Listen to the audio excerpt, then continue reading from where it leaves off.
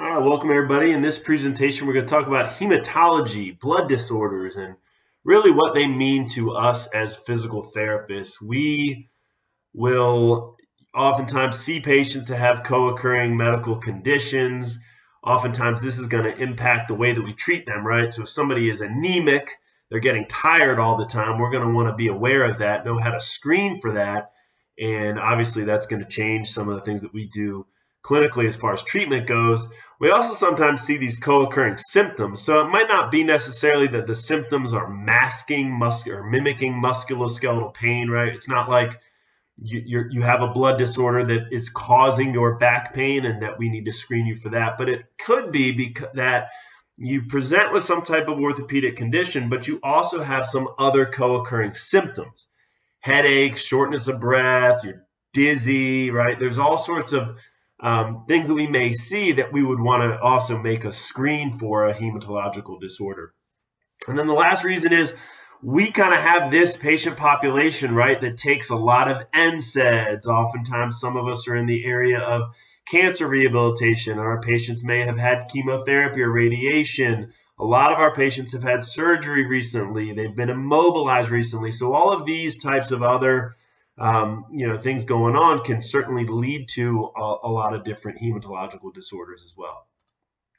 We're going to break them down. This is how we're going to kind of organize this little short lecture here into red blood cell disorders, white blood cell disorders. We're going to look at platelet disorders as well as coagulation disorders. So those four kind of primary areas of hematology that you want to be familiar with.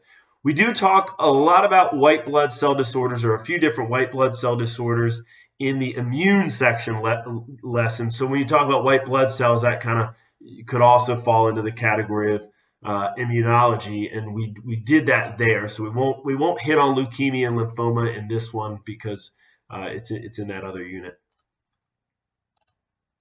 So anemia is the first red blood cell disorder we'll talk about. You basically have a loss of erythrocytes, too few red blood cells. Either you're losing them because of maybe bleeding, or a great example would be like a GI bleed from NSAIDs, right? We know that NSAIDs can cause gastrointestinal bleeding. That oftentimes can leave patients anemic. They'll have a loss of red blood cells. You lose hemoglobin. You're not getting as much oxygen to your tissues, and so that is kind of the hallmark tenet of anemia. The other thing too would be that you're just not simply producing enough red blood cells. So different conditions can cause that. Sometimes it could be an autoimmune disorder or just a lack of iron intake. So that's another one. They just don't have enough iron in their diet. But really important to recognize, anemia is a symptom. It's not necessarily a disease. Anemia is the result of a variety of different diseases. And so it may be that an autoimmune disease causes a destruction of red blood cells, and that leaves the patient anemic. Or like I said, they're bleeding or not getting enough iron in their diet. So clinically, the patients that are anemic are going to be tired. They're going to be tired. They're not going to look well. They're going to look pale. They will not feel like exercising. So this is the big thing with anemia is, you're not going to want to push somebody into a exertional exercise program if they are in fact anemic, and so that they may need to go and get blood work done. If you see that they're pale, look at their hands. You can see the hands there. There's clear. Normally, most of us have some degree of kind of a pink pigmentation or dark colored pigmentation, but depending on the skin color of the individual, in their palm of their hand. If your hand is white, pale white, or paler than what you would expect to be based on that person's skin color, then that is kind of one of the first signs to look for. The other one is conjunctiva pallor. So the eyelid actually gets pale. So the inner rim of your lower eyelid is a really easy place to look for this, just by simply kind of taking both your hands, placing your thumb on the patient's eye, gently pulling the lid downward to reveal this kind of inside of the under eyelid. And normally it's going to be pink. Normally it's going to be pink or dark. Same deal. If it's pale, that's conjunctiva pallor, which is a hallmark sign of anemia. More long-standing anemia, you may see this koilonychia, a spoon nail, or people that are anemic, they have thinner nails, and you'll get this concavity in the top of the nail bed. Erythrocytosis or polycythemia, these are synonymous terms. They both mean the same thing. Basically, you've got too many red blood cells now. So it's the opposite of anemia. Now you've got too much blood volume, too much viscosity, too much red blood cells. There is a polycythemia vera, which is a primary erythrocytosis. It's oftentimes idiopathic. We don't know why it happens, but that you'll see a spike in their blood volume. But also you can see it as a response to hypoxic conditions. So you think of like erythrocytosis is really blood doping in some ways, right? You think of like altitude training. You train at high altitudes, and so that hypoxic rebound effect, right, where you get actually an increase in the number of red blood cells. And so that's one. Smoking is another one. Smoking can do the same thing. Smoking can leave you hypoxic to some degree, and that can result in polycythemia, secondary polycythemia, as kind of a rebound. So clinically, you have to kind of be careful. You think of, oh, they've got too many red blood cells. You know, what's that going to do to them? That's not necessarily a bad thing. It actually is a bad thing. It's going to leave them short of breath. They're going to be fatigued. They're going to basically, they're not getting good oxygen saturation because of the viscosity of the blood. And so because of that, you're still going to get neuropathy and shortness of breath and some of these kind of signs of a loss of oxygen into the tissues. It's just due to a different reason. So they're kind of in the other end of the spectrum in that they're red. They're not pale. They're more red, but they still are going to potentially get dizzy and have some of these kind of anemic type of signs and symptoms. The last red blood cell disorder we'll talk about is sickle cell anemia, which patients are going to be diagnosed with this as a child, right? They're going to get diagnosed with this early in life. And what happens is you don't have this normal shape to your hemoglobin cell. It is actually in the shape of a sickle. The sickle will create sort of this clumping or coagulation. It's sort of a blockage of blood flow into the tissue. So it's kind of like microclotting.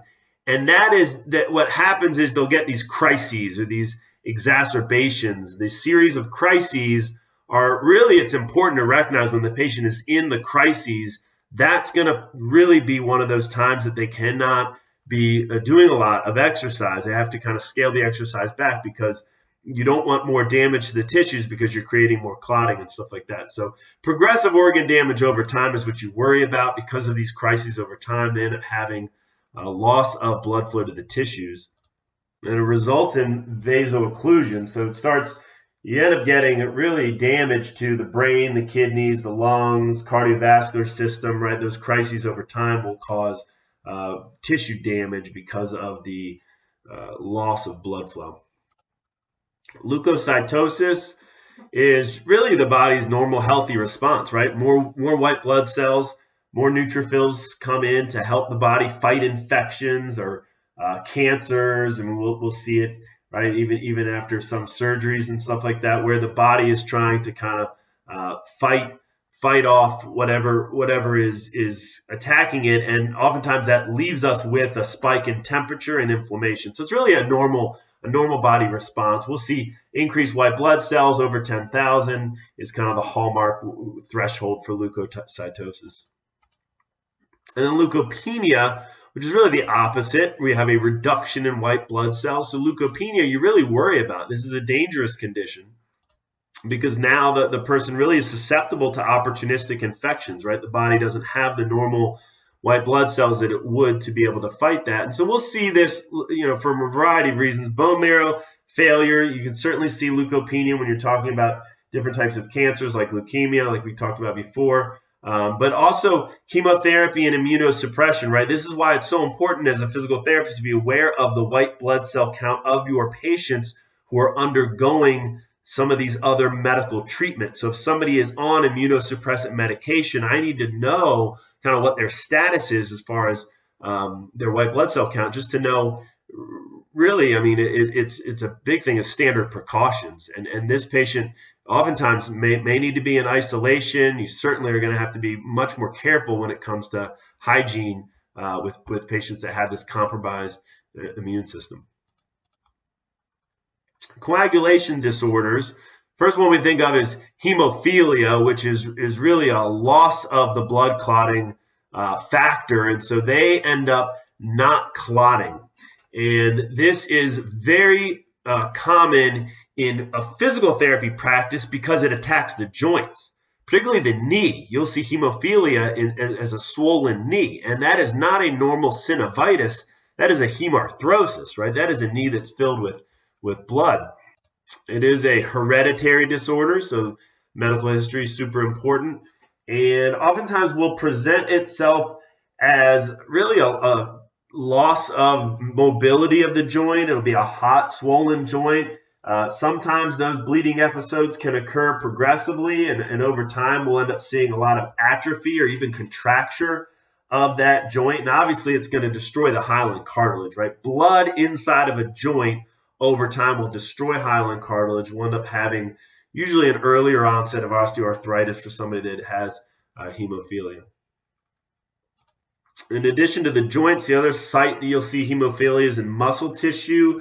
More commonly, it's the flexor muscle groups. And so you can get bleeding in the muscle belly. The muscle will actually swell up. And you'll see it in like the gastroc, the flexors of the forearm. You can see it in the arm sometimes. And that can actually create deformities. You get so much fibrosis, so much fibrotic scar tissue, you can almost see like an equinus, the foot in somebody that might have it in their gastroc or something like that. Platelet disorders, we are going to talk about really the two ends of the spectrum, right? A low platelet count or thrombocytopenia, when this individual is going to have issues with clotting. And so they are not clotting due to some issue that's creating a loss of platelets in the circulating blood. And so it could be bone marrow disorders. They could get it from chemotherapy. Again, different leukemias and cancers will certainly cause a low platelet count.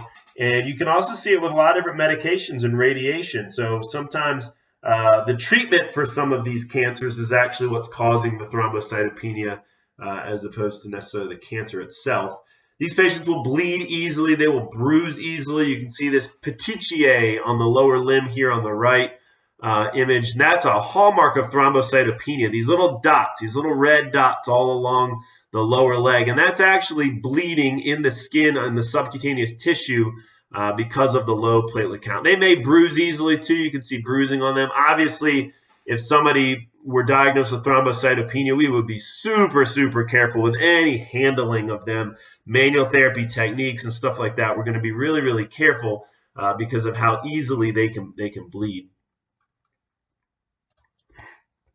Thrombocytosis, kind of the opposite. Now you have too many platelets in the system, right? And so that can occur. You can have a primary version of thrombocytosis where the bone marrow is just making too many platelets. And so obviously clotting is a bit of a concern. But you also see it as a post-surgical compensatory mechanism. So kind of like earlier we talked about that red blood cell rebound. You can see it with the platelets as well, especially after like surgeries to the spleen and stuff like that, where all of a sudden now the body's kind of trying to rebound and create all these extra platelets. So thrombosis is obviously the greatest concern here. Right? Their risk of clotting is much higher when they have thrombocytosis.